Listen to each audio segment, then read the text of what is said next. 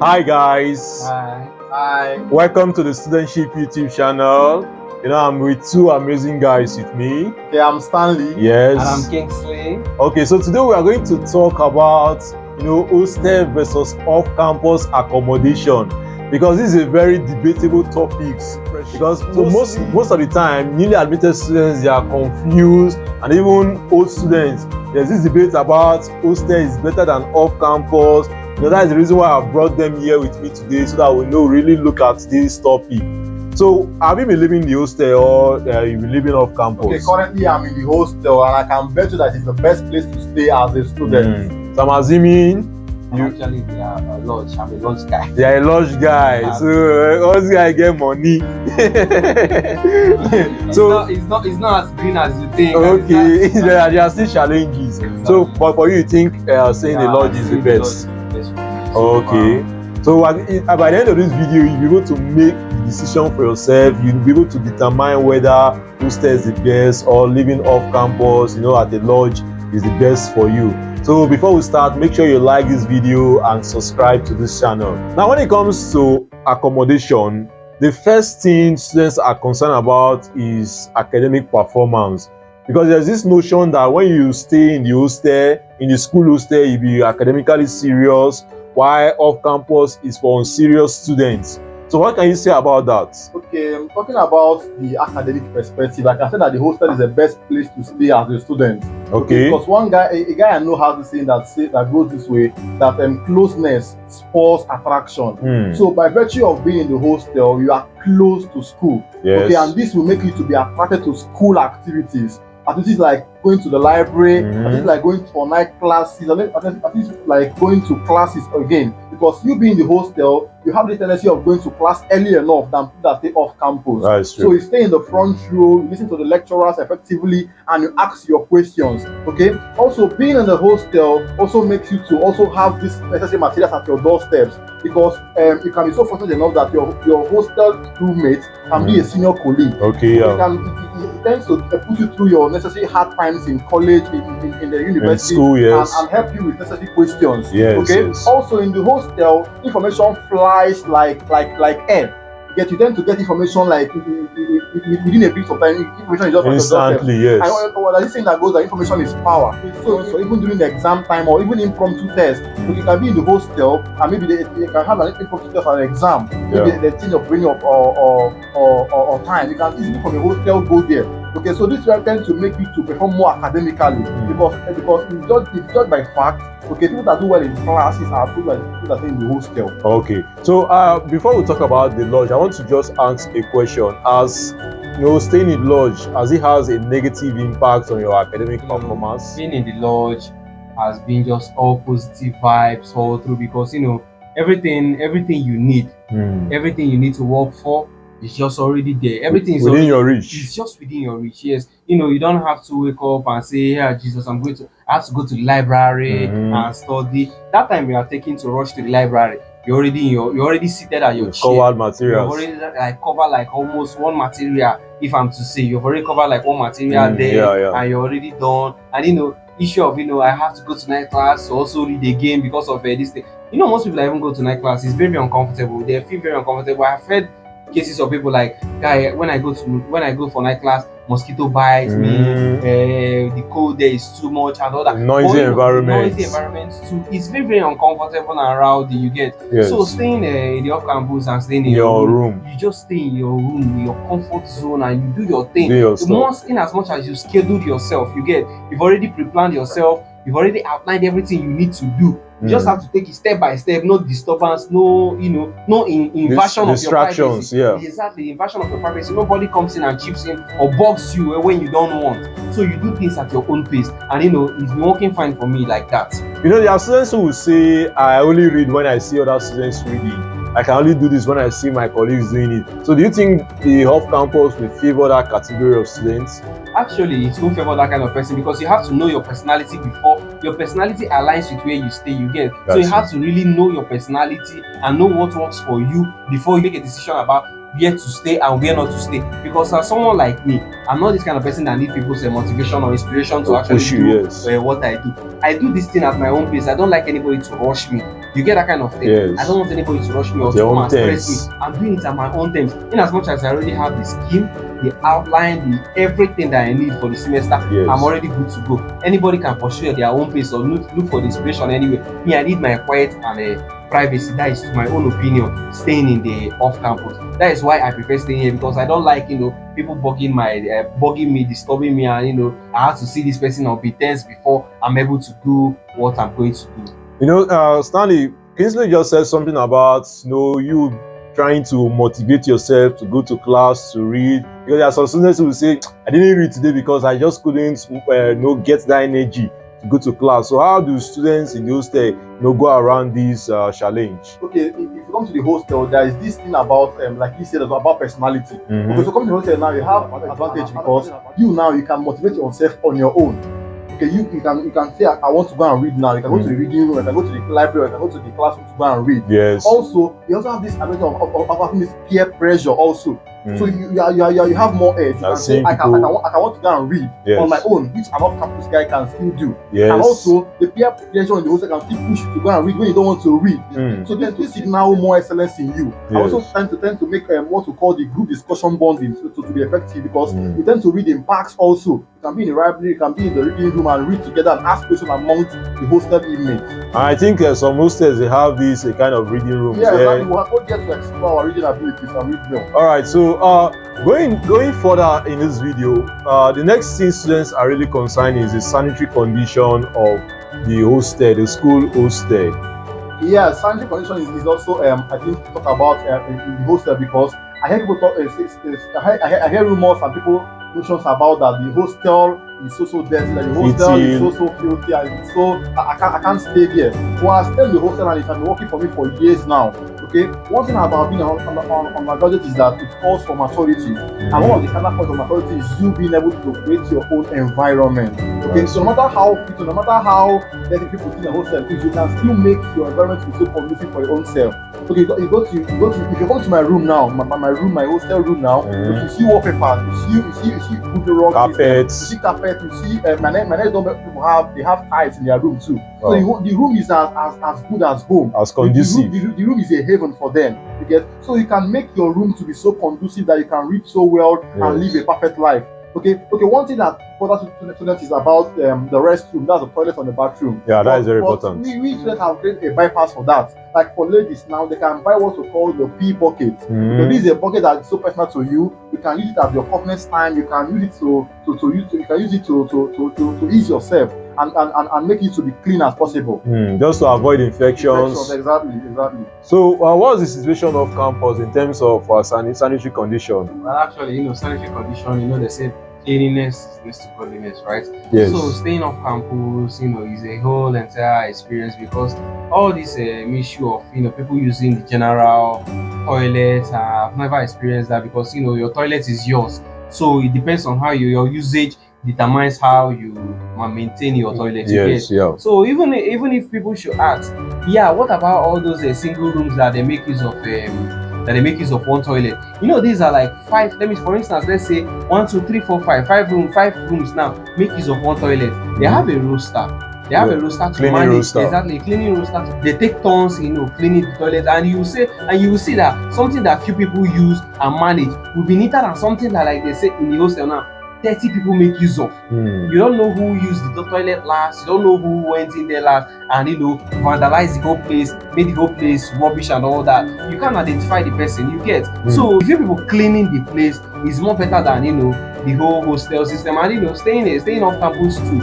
The whole veranda, the landlords are doing a nice job, employing the lodge cleaners. When you come to the different lodges, everywhere is always clean. Exactly. So the cleaning system is always on the top notch. That is why I prefer the off campus. And also health issues too, because many people are not used to staying in the hostel system because of getting infections. They are very, very allergic to using some kind of things like all these public toilets, and also sharing like room with how many amounts of people that you might imagine. You get. Yes. So all these kind of things are part of the things that we all try to avoid by staying in the hostel. I think in the hostel, are there like cleaners who take care of the hostel, or you just left for students, to clean these hostel? Exactly. There are cleaners that are employed on a contract to come and clean this hostel. They can come on weekly basis, or weekly or daily basis, depending on how the agreement is. And they tend to carry out their work so effectively. Okay, I know there's also there are some scenarios in which these cleaners can go on strike.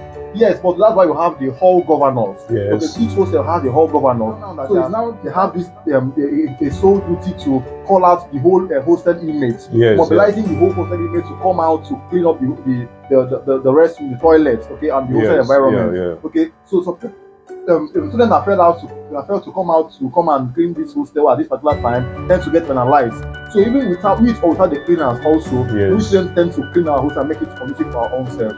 You know, the major problem about the unsanitary or the unhabitable conditions of the public university hostel is the overpopulation.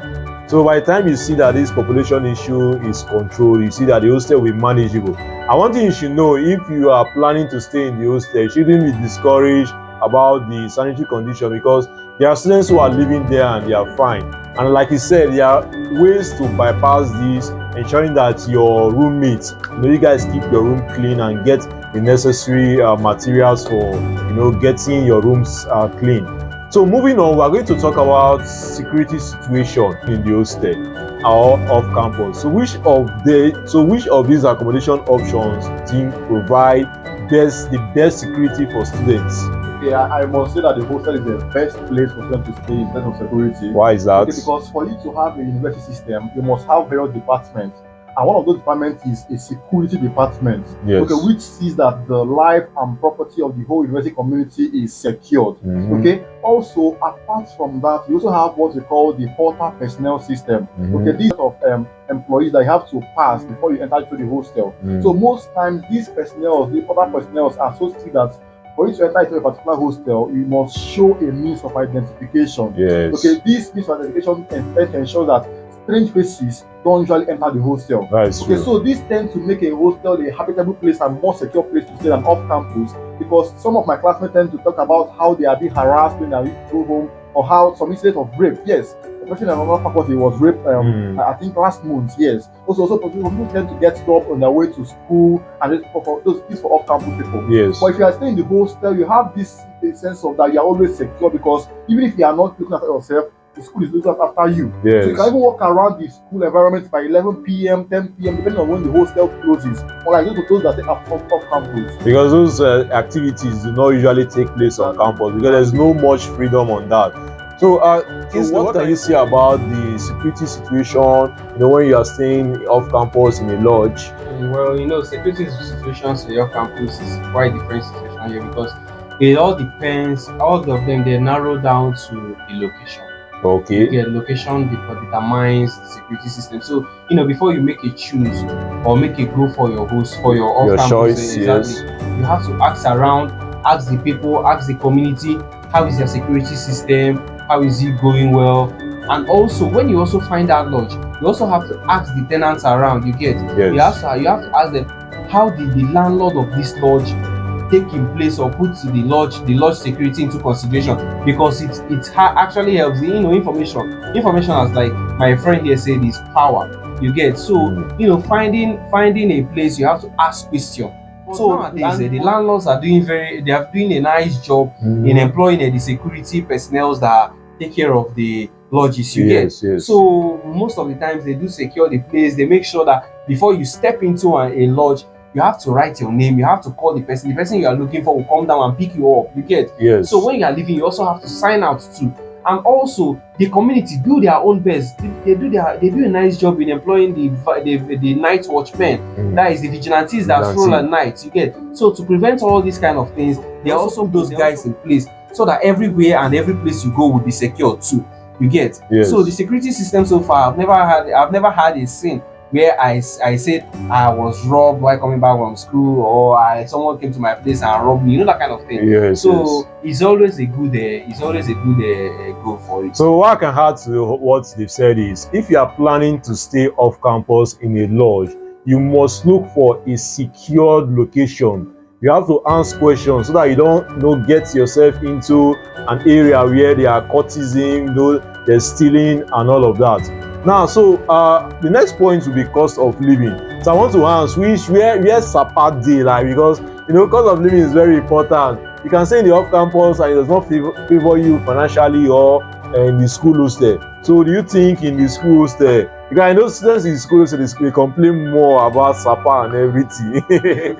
So talking about this cost of living, I must say, the hostel is the best place to start as a student. Oh really? Yes, I have these my reasons.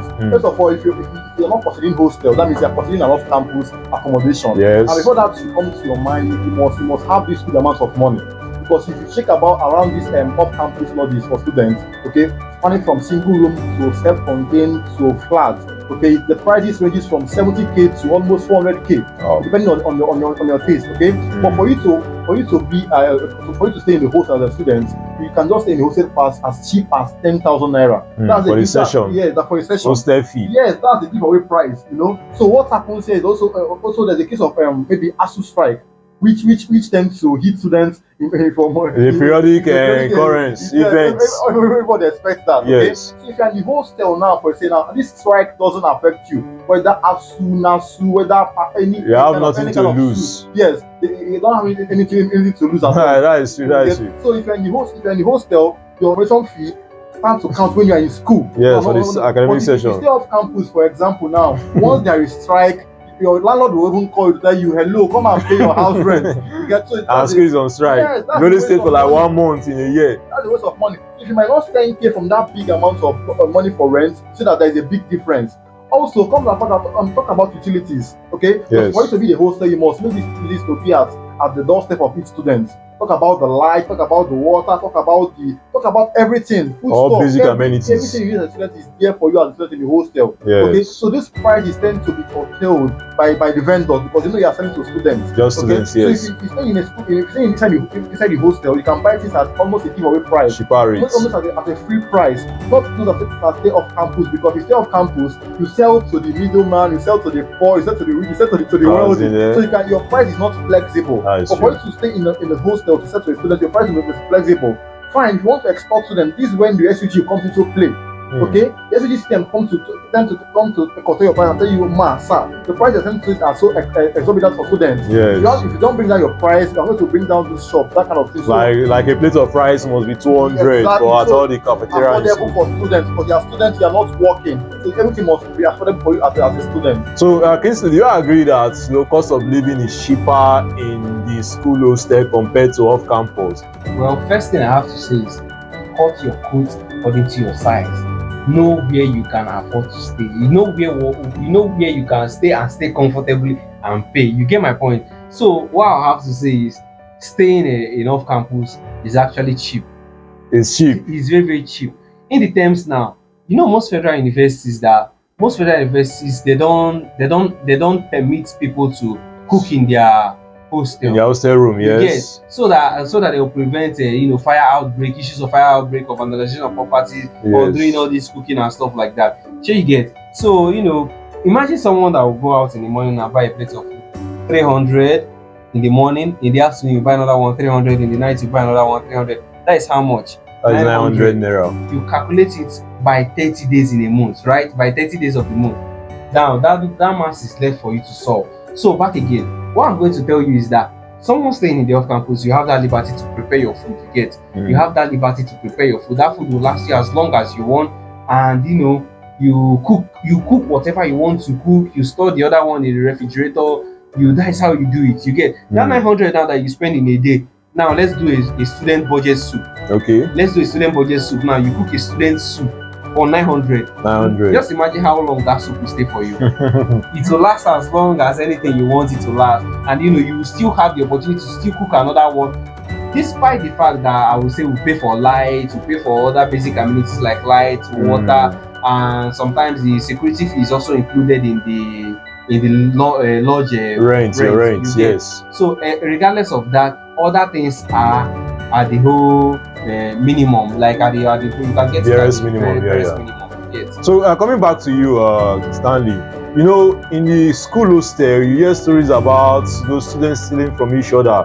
you come back from lectures and your indomie is missing, your custard is missing. That is another way, it increases cost of living. There are some students who will refuse to cook, like for schools that allow cooking.